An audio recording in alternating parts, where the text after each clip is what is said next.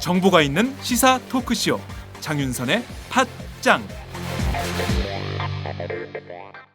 불교에 대해서 하나도 모르는 필자가 금강경을 주문처럼 외우는 엄마에게 그 뜻을 말해주고 싶어서 책을 썼습니다. 제목은 팔순노모를 위한 금강경 해설. 깊이도 있고 재미도 있습니다. 출판사 신압으로, 저자 황인철.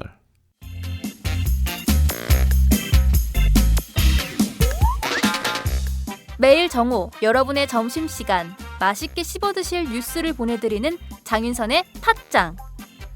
매일나 신선한 뉴스를 맛보고 싶으시다고요? 보수 언론이 대충 훑고 지나간 뉴스, 그 이면의 진실을 알고 싶으시다고요? 그렇다면 여러분의 곁에 장윤선의 팟짱이 있습니다. 좋아요와 구독하기로 응원해주세요. 포털사이트 검색창에서 장윤선의 팟짱을 치거나 모바일 앱스토어에서 팟빵 클릭 후 장윤선의 팟짱을 들러주세요. 요거 재밌네 할 때는 과감하게 좋아요를 눌러주세요. 여러분의 꼼꼼한 사랑이 팟짱을 키웁니다. 장윤선의 팟짱, 애청자 여러분, 좋아요와 구독하기 꼭 부탁드립니다. 안녕하세요. 장윤선입니다. 오늘은 1월 8일 목요일입니다. 새누리당 친이계 의원들이 비선 실세 국정 개입 의혹 사건을 두고 인적 쇄신과 특검 도입 등 청와대의 책임 있는 조치를 공개적으로 요구하고 나섰습니다. 친이계 좌장인 이재호 새누리당 의원이 이런 말을 했죠. 찌라시 수준의 문건이 청와대에서 유출이 돼서 연말 전국을 혼란스럽게 했다면 최소한 누군가는 정치 도의적 책임을 지는 사람이 있어야 하는 것이 아니냐. 비서실장이 책임지든지 담당 비서관이 책임을 지든지 아니면 비선 실세로 알려진 사람들이 책임을 지든지 해서 말끔하게 이 사건이 처리돼야 한다. 이런 주장을 했습니다. 뿐만 아니라 야당의 특검 요구에 대해서 우리 당이 좀 더 진전된 사고를 가져야 한다. 이런 주장을 했는데요. 이 같은 주장은 사실 야당의 특검 도입에 찬성하는 태도로 읽히기도 합니다. 그렇다면 박근혜 대통령은 이 같은 당내 인사들의 주장과 제안에 어떤 입장일까요? 혹시 저것은 친이계의 정치적 공세에 불과하다 이렇게 치부하고 말까요? 박근혜 대통령은 12일 오전 10시 신년 기자회견을 엽니다. 이 자리에서 지난해 내내 국가를 뒤흔들었던 비선실세 국정개입 의혹에 대해서 어떤 입장을 내놓을지 고심 중인 것으로 전해지고 있습니다. 청와대는 이번 의혹을 몇몇 사람들의 일탈 행위로 규정한 바 있지요. 그래서 청와대가 반성도 없고 책임지는 사람도 없다. 이런 비판이 당내에서부터 제기되고 있는 것인지도 모르겠습니다. 박근혜 대통령이 이 같은 당내의 충고마저 귀담아 듣지 않는다면 아마도 국민적 불신의 늪에서 박근혜 대통령 헤어나오지 못할 것입니다.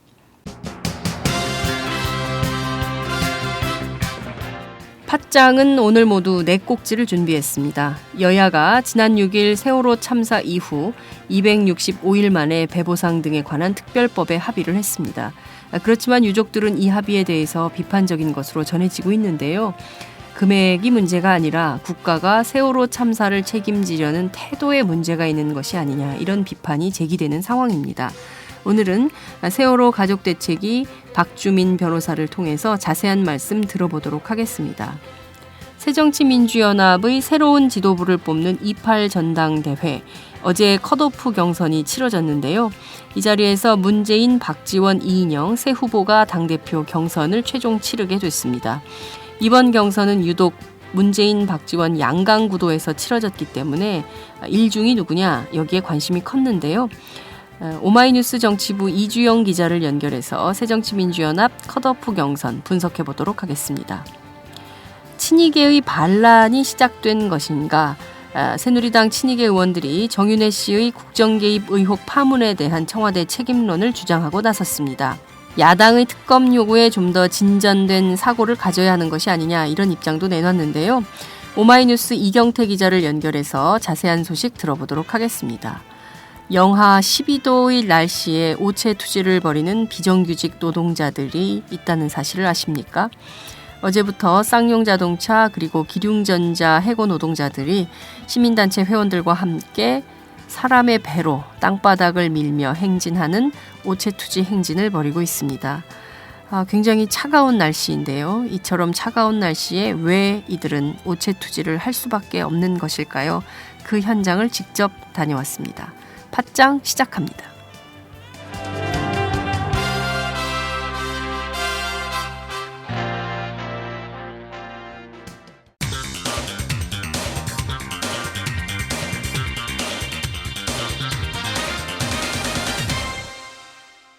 전혀 다른 뉴스. 전혀 다른 뉴스 시작하겠습니다. 새누리당 친이계 의원들이 이른바 정윤회 씨 문건 파문, 비선 실세 국정 개입 의혹 사건에 대해서 청와대에 인적 쇄신과 특검 도입 등을 요구하고 나서고 있습니다.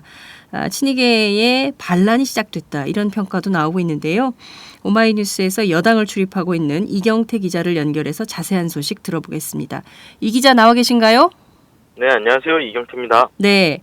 친이계 좌장인 이재호 의원이 포문을 열었습니다. 어제 그 당 최고 중진 연석회의에서 나온 이야기인데요. 청와대가 인적 쇄신을 해야 한다. 핵심적으로 어떤 내용을 주장했습니까? 이재호 의원이 전날 최고 중진 연석회의에 참석해서 이제 그 정윤회 관련해서 정윤회 문건 관련한 인적 쇄신을 촉구했는데요. 네. 이 김기춘 비서실장 그리고 문고리 3인방 등 그 핵심에 연루됐던 의혹에 연루됐던 사람들이 모두 경질돼야 된다라는 주장이 골자고요. 경질되어야 된다. 네, 그리고 네. 책임을 지고 말끔히 처리돼야 된다라고 얘기했죠. 그리고 그 청와대의 공식 사과 네. 그리고 재발 방지 대책 마련에 대해서도 주문했고 네. 또 특검을 수용할 필요가 있다라는 네. 주장도 했습니다. 네. 사실상 특검에 대해서는 야당의 요구에 우리 당이 좀 더 진전된 사고를 가져야 한다. 이런 주장을 한 걸로 봐서는 사실상 야당의 특검 요구를 새누리당이 수용해야 한다. 이런 태도로도 읽을 수 있을 것 같은데요. 이재호 의원뿐만 아니라 친이계 다른 의원들도 비슷한 주장을 한 걸로 전해지고 있네요. 네, 맞습니다. 오늘 친이계 조혜진 의원 같은 경우에는 KBS 라디오에 출연을 했는데요. 네. 그 이재호 의원이랑 거의 같은 주장을 했죠. 청와대라는 국가 최고기관 안에서 찌라시 수준의 문건이 만들어지고 네. 그게 이제 청와대 안팎으로 들락날락 거리면서 시중으로 유통되는 자체가 이미 청와대가 그 복무기강이 완전히 엉망이다. 그런 점에서 사법적 조치하고는 다르게 네. 직간접으로 원인을 제공한 사람들, 예를 들면은 비서실장이 될 수도 있고 민정수석이 될 수도 있고 문고리 3인방이 될 수도 있죠. 이 네. 사람들을 모두 책임지게 해야 된다. 이런 얘기를 했습니다. 네, 사실상 특검에 대해서는 얘기를 하는데요. 네. 사실상 복무기강이 엉망이다. 이런 말을 청와대에 대고 했다는 것 자체가 워딩이 굉장히 과거에 비해서는 세졌다.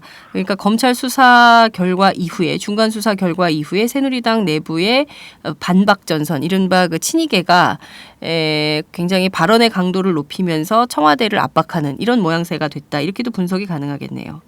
물론 검찰 수사 결과가 황당했던 것도 있습니다. 왜냐하면은 이른바 정윤회 문건만이 아니라 17건, 14건 유출된 문건 수가 장난이 아니거든요. 특히나 그 박근혜 대통령의 동생인 박지만 이재 회장에게 네.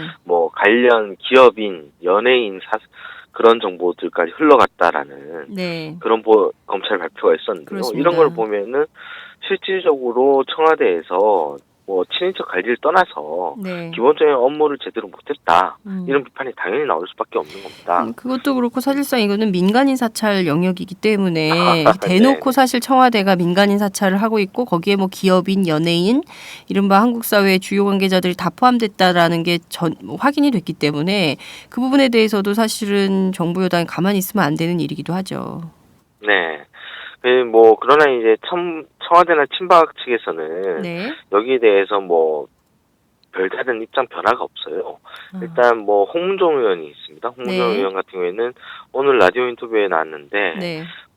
이재호 의원을 공개 비판을 했습니다. 이런 얘기를 했습니다. 우리 당에서 야당에서 지금 하는 얘기하고 우리 당 사람인데도 거의 강도가 같고 비판 수위가 비슷하다라는 그런 얘기를 하는 분이 있어서 섭섭함을 느낀다. 어쨌든 우리가 같은 편 아니냐. 뭐 이런 식으로 얘기를 하더라고요. 네. 그러면서 이제 뭐 정윤회 문건에 대해서는 한두 미꾸라지가 진흙탕을 만든 건데 네. 아무 잘못도 없는 비서들이 그 찌라시에 나왔다는 이유만으로 문책성 인사를 받는 게 옳은 일인가? 뭐 이렇게 주장하더라고요. 네. 특검에 대해서도 당연히 뭐 검찰을 못 믿는다, 여당을 못 믿는다 이런 자세가 아니라 네. 전향적으로 바뀌어야 된다. 뭐 이런 얘기를 했습니다. 네. 그 홍문종 의원이 과거 그 아프리카 그 분이죠. 그 네, 네, 노동자들 착취했던 네. 그 한두 미꾸라지가 진흙탕을 만든다고 주장을 했는데 사실은 조웅천 전 비서관이 김기춘 비서실장 당시 홍경식 민정수석에게도 사전 보고했던 것으로 확인이 됐는데 이것을 어떻게 한두 마리 미꾸라지에 비유할 수 있는지 이것은 적절한 비유는 아닌 것 같다라는 생각이 좀 드는데요. 자, 네네. 이런 친이계의 주장들, 비판의 수위를 앞으로 계속 높여가면서 청와대를 압박할 걸로 보이는데 그렇다면 이제 이것을 청와대가 어떻게 수용할 것이냐가 핵심인 것 같습니다. 박근혜 대통령 12일 다음 주에 신년 회견을 열 예정인데 청와대가 이런 친이계의 요구, 야당의 요구를 수용할까요? 어떻게 보십니까?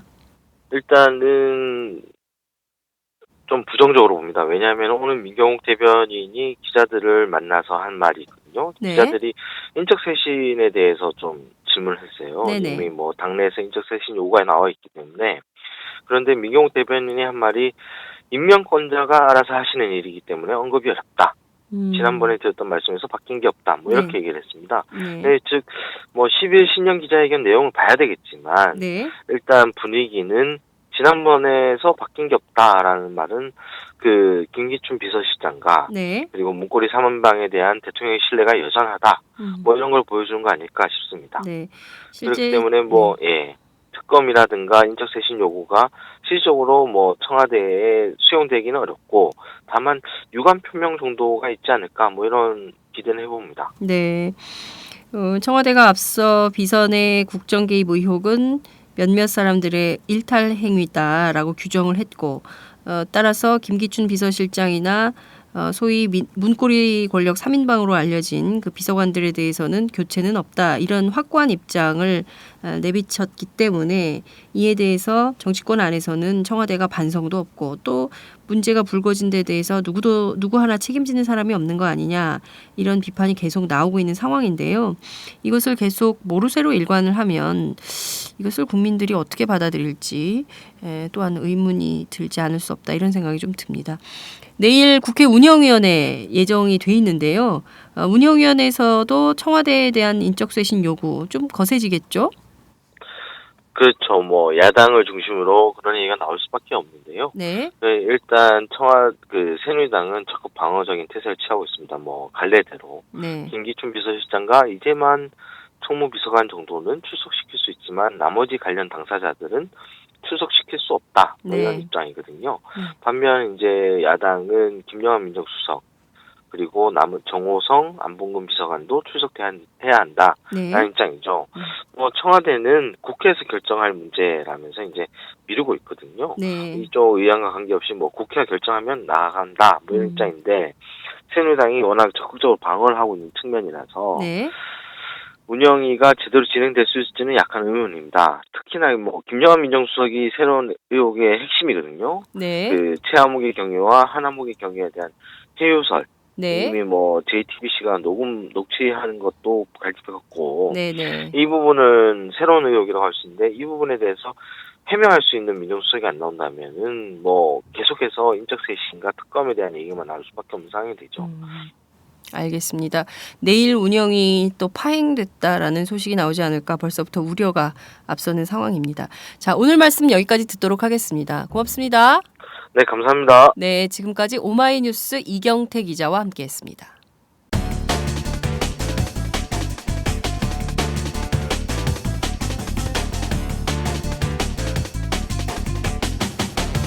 장윤선의 팟짱. 전혀 다른 뉴스 시작합니다.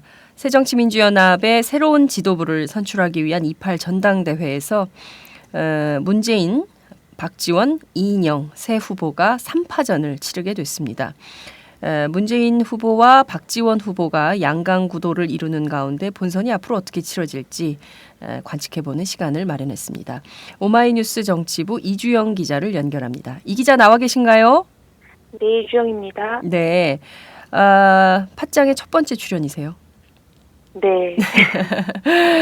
자, 목소리가 예쁜 이주영 기자와 함께 분석을 해보도록 하겠습니다. 자, 새정치민주연합 새 지도부를 뽑는 전당대회죠. 예비 경선에서 박지원, 이인영, 문재인 새 의원이 당대표 후보로 최종 확정이 됐습니다. 네, 그렇죠. 어제였죠. 지난 10일 오후 국회의원회관에서 3시간가량 진행된 새정치연합 예비 경선 결과 박주선, 조경태 후보가 탈락해서 5명의 후보군이 3명으로 압축됐습니다. 네. 그동안 양강 대결을 펼칠 것으로 예상되온 빅2인 문재인, 박지원 후보는 무난히 컷오프를 통과했고요. 이와 더불어서 486 그룹으로 불리는 이인영 후보가 본선행 티켓을 거머쥐었습니다. 이외에도 최고위원 후보가 확정됐는데요. 네. 노영관 수원시 의원이 탈락해서 오영식, 정청래, 전병헌, 박우섭, 문병호, 유승희, 이모키, 주승용 후보 등 8명으로 압축됐습니다. 네. 자, 최고위원들은 굉장히 후보자가 적어서 이 중에 한 명만 탈락한 셈이 되는 것이고, 당대표의 경우에는 그 2명이 탈락을 한 셈인데요. 어제 MBN 조사를 보면 조경태 후보가 2위였는데 정말 예상 의외로 선전했다 이렇게 볼 수 있는 상황인 것 같아요. 그렇죠? 네. 네. 그런데 또 이제 MBN 여론조사 같은 경우는 국민을 대상으로 했기 때문에 아마 전당대회에서는 그러니까 당원을 대상으로 하는 비중이 높기 때문에 네. 다른 결과가 나올 것이라는 예측은 됐었는데요. 네. MBN 여론조사 결과와 다르게 조경태 후보는 컷오프를 통과하지 못했습니다. 그러니까 이제 국민들이 보는 것과 달리 당내에서는 그 조경태 후보가 쉽지 않을 것이다 이런 얘기가 많이 있었습니다. 특히 이제 중앙위원들이 선출하는 것이기 때문에 조경태 후보에 대한 그동안의 인식이 당내 인식이 굉장히 안 좋았기 때문에 결과적으로 통과하지 못할 것이다라는 당내 예측이 맞았다 이렇게 볼 수도 있겠다 이런 생각이 좀 듭니다. 예비 경선 순위 공개하지 않기로 했다. 왜 그런 겁니까? 네, 그렇습니다. 새정치연합은 사전 원칙에 따라서 이제 경쟁이 과열될 것이나 또 다른 논란을 이제 대비하기 위해서 득표율이나 순위를 공개하지 않기로 했는데요. 네. 그런데 이제 당 중앙위원이 378명인데 이러한 선거인단의 분포에 비춰봤을 때는 양강구도를 구축한 문재인, 박지원 후보가 압도적인 표로 컷오프를 통과하고 그 다음으로 이인영 후보가 들어온 게 아니냐는 관측이 적지 않습니다. 그래서 향후 본선에서도 2강 1중 구도가 그대로 나타날 것으로 예측이 되고요. 네. 이제 득표 순위가 미궁에 빠지면서 재밌는 일도 벌어졌는데요. 네. 이 문재인, 박지원 후보 쪽이 서로 자신들이 1위로 컷오프를 통과했다는 각자의 출구조사 결과를 집계한 것입니다. 네. 문재인 후보 쪽은 문 후보가 160에서 170표, 박지원 후보가 90표, 이인영 후보가 80표 정도를 획득했다고 주장했고요. 네. 박지원 후보 쪽은 박 후보가 135표, 문재인 후보가 120표, 이인영 후보가 50표, 조경태, 박주선 후보가 합쳐서 21표 정도를 얻었다고 주장했습니다. 네. 서로 다른 같은 결과에 대해서 서로 다른 출구조사 결과를 내는 걸 보니까 경쟁이 치열하긴 치열한가 보다 이런 생각이 좀 들기도 하네요. 자, 예비 경선 관전 포인트 중에 하나가 바로 넘버 3. 누가 3위를 할 것이냐. 어차피 양강 구도에서 빅2가 들어갈 것이다. 컷오프를 통과할 것이다. 이것은 이미 다 관측이 됐던 바인데 이게 굉장히 중요했는데 역시 86그룹이라고 최근에 이름을 바꿔서 부르던데요. 1980년대 대학을 다닌 1960년대생 정치인들을 일컬어서 이 86그룹의 대표주자라고 할 수 있는 이인영 의원이 본선 티켓을 딴 거예요. 그죠? 네. 이제 예비 경선 전까지는 이제 빅2를 제외한 나머지 한 명의 후보가 누가 되느냐가 이제 최대의 관심사였는데요. 네. 당 안팎에서는 원래는 이인영, 박주선 후보가 마지막 한 자리를 두고 각축을 벌일 것으로 예상돼 왔는데 이제 결국 이인영 후보가 컷오프를 통과했습니다. 네. 이인영 후보는 자신의 컷오프 통과 요인이 최고위원 시절 당시의 활동에 있다고 분석을 했습니다. 이제 그 예비 경선이 끝난 뒤에 기자들과 만나서 소감을 얘기했는데요. 네. 이제 대선 패배 이후에 2년 동안 중앙 정치를 떠나서 인지도가 취약한데도 최고위원 때의 활동을 기억해 주시는 중앙위원들이 많았다. 그분들을 만나면서 예비 경선 통과를 낙관했다고 말했습니다. 네. 이제 또 현장에서 만났던 한 재선위원은 이런 분석을 내놓기도 했는데요. 네. 이제 막판에 박주선 후보가 치고 올라오는 분위기가 있었지만 최종적으로는 이인영 후보가 될 거라는 게 당내 여론이었다고 합니다. 왜냐하면 박주선 후보는 자신만의 정치 기반이나 내용 없이 지나치게 이제 친노, 비노 구도에만 기대를 했다는 겁니다. 네. 당의 한 관계자는 또 어쨌든 이인영 후보가 박주선 후보보다는 지지 기반이 탄탄한 게 사실이라고 말했습니다. 네. 실제 박주선 후보가 탈당 경력도 있고요. 그리고 지난 총선 때는 모바일 투표 때문에 자살 소동, 네. 지역에서 활동하는요. 그런 문제들까지 있었기 때문에 당 내부에서는 박주선 후보에 대해서 그렇게 많은 표를 주기는 어렵지 않냐. 당 이미지하고도 연동되는 게 있기 때문에 박주선 후보는 사실 컷오프 통과하기 어려울 것이다. 이런 전망이 있었는데 역시 당 사정을 아는 사람들이 결과를 예측하고 맞춘 게 아닌가 이런 생각도 좀 들기도 하는데요. 박주선 후보가 김한길 전 대표의 도움을 받았습니까? 네, 그 박주선 후보 쪽에서는 최근에 만났을 때 굉장히 컷오프 통과를 자신했습니다. 왜냐하면 본인이 비노무현계라는 그룹의 단일 후보로 나왔고 그렇기 때문에 이제 호남권 의원들이랑 소위 말하는 민진모라는 그룹의 지원을 받는 것으로 알려졌거든요. 네. 이제 특히 친노에 대한 반감이 그에게 동력을 제공할 것이라는 전망도 나왔는데 실제로 박주선 후보 쪽에서는 저희에게 말하기를 이제 김한길 전 대표의 도움을 받았다. 김한길 전 대표가 의원들한테 전화해서 박주선 의원을 뽑아주십시오라고 일일이 말씀을 해주셨다고 전화기도 했습니다. 네, 실제로 김한길 전 대표가 의원들한테 전화해서 박주선 후보를 도와달라고 선거운동을 한 사실이 확인이 됐습니까? 실제로는 확인이 안 됐고 왜냐하면 본인이 직접 답하지 않았기 때문에 하지만 박주선 의원 쪽은 그랬다고 주장을 하고 있습니다. 네, 그 선거에 도움이 된다면 뭐 정치인들은 뭐 별일도 다 하죠. 경우에 따라서는 거짓말도 하는데 혹시 그런 것은 아니었나 이런 생각도 좀 들게 되는데요. 민진모가 생각보다 큰 영향을 발휘하진 못한 것 같습니다.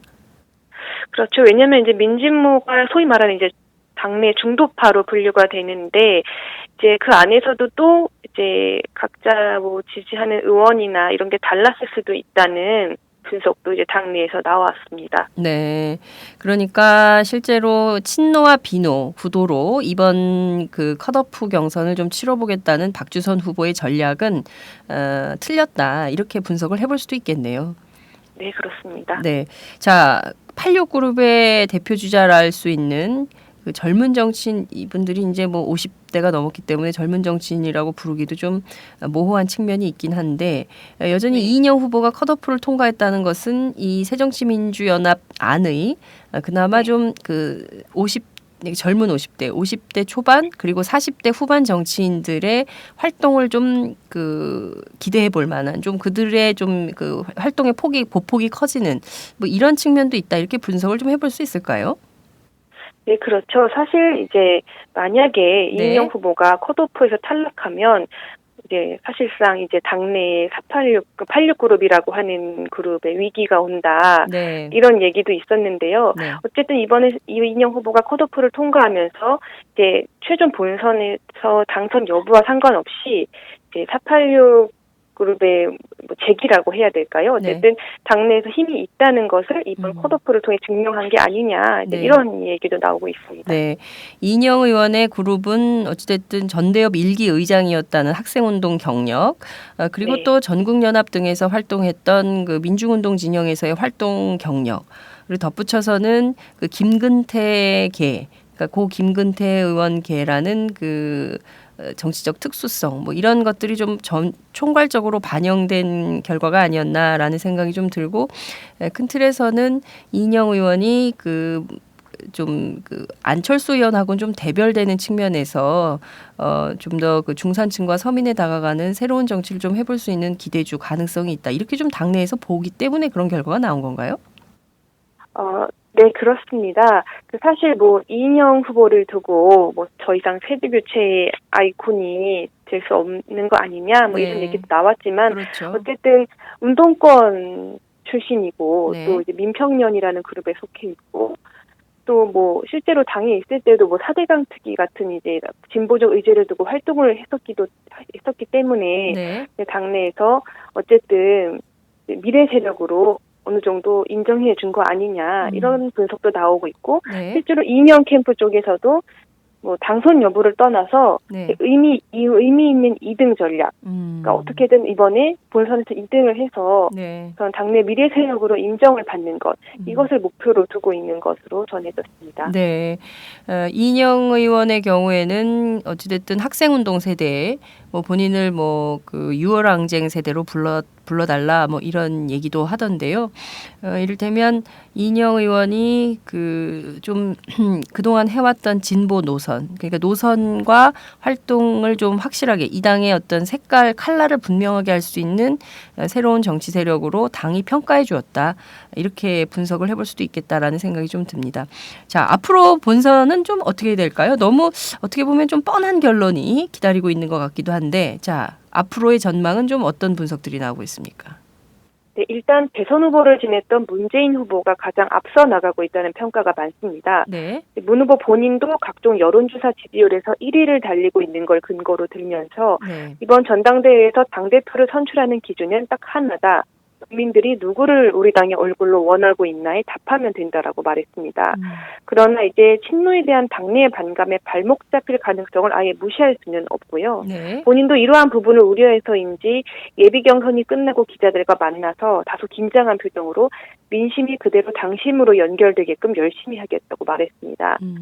네, 또 이와 더불어서 양강구도의 한 축인 박지원 후보가 될 거라는 전망도 나오는 게 사실인데요. 네. 박 후보 스스로도 지금과 같은 이 구도가 자신에게 유리할 거라고 전망을 합니다. 네. 탈락한 박주선 후보는 이미 자신을 돕기로 약속을 했고 네. 조경태 후보와도 비교적 협력 관계에 있기 때문에 자신에게 표가 몰릴 거라는 게 그의 전망입니다. 네. 특히 중도파와 비노계로부터 지지를 받을 것으로 박 후보 쪽은 예상을 했는데요. 네. 하지만 이제 9세대 정치인이라는 이미지가 그에게 흠이 될 수도 있습니다. 네.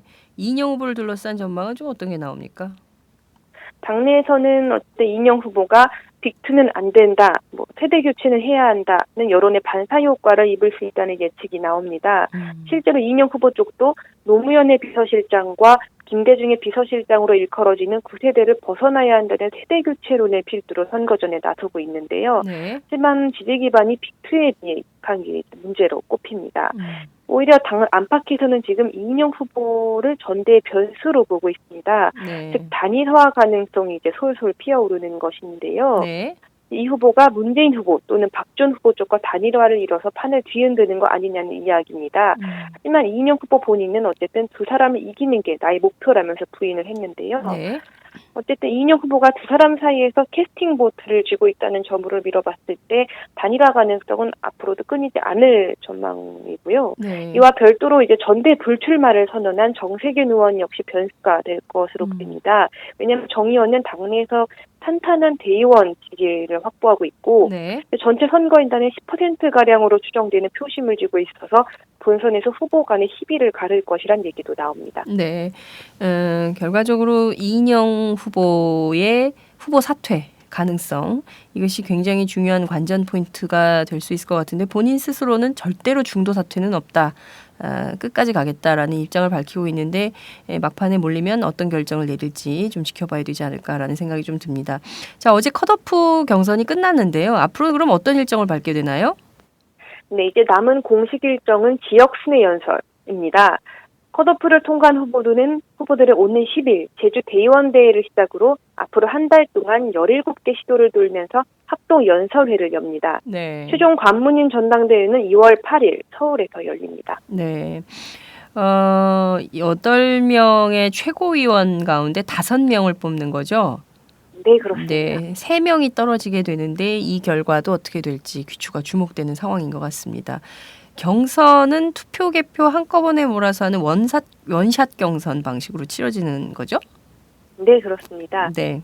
네, 선거인단 구성 비율 같은 경우는 대의원 45%, 권리당원 30%, 일반 당원 국민 25%입니다. 네. 과거에 비해서 국민 참여가 상당히 포션이 많이 줄어들긴 했습니다만 여전히 국민들 참여가 보장이 돼 있는데 얼마나 큰 국민적 관심 속에서 새정치민주연합 전당대회가 치러질지 지켜봐야 될 것 같다는 생각이 좀 듭니다. 오늘 말씀 여기까지 듣도록 하겠습니다. 고맙습니다.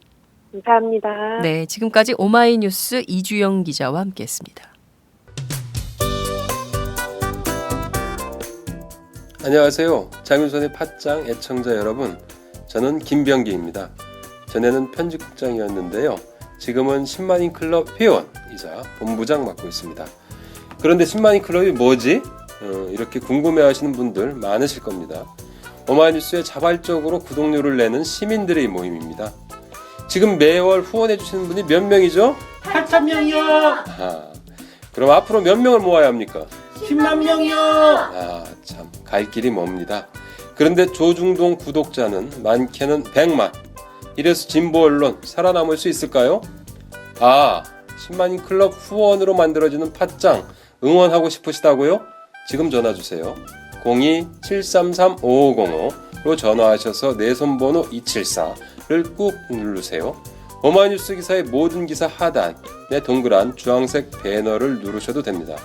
여러분들의 참여로 팟짱이 웃음소리 더 커질 수 있습니다. 감사합니다.